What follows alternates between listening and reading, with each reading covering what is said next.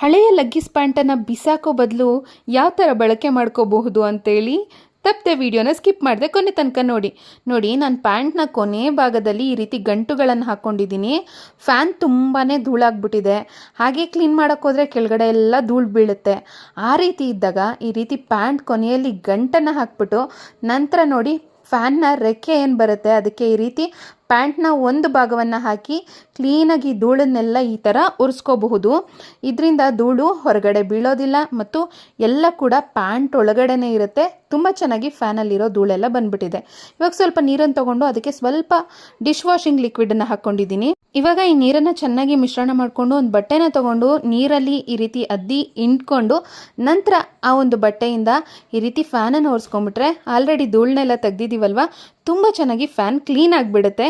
ನೋಡಿ ಒರೆಸ್ಕೊಂಡಿದ್ದಾಯಿತು, fan clean ಆಯಿತು. ಈ ಟಿಪ್ಸ್ ಇಷ್ಟ ಆದರೆ ಲೈಕ್ ಕೊಟ್ಟು ಶೇರ್ ಮಾಡಿ. ಧನ್ಯವಾದಗಳು.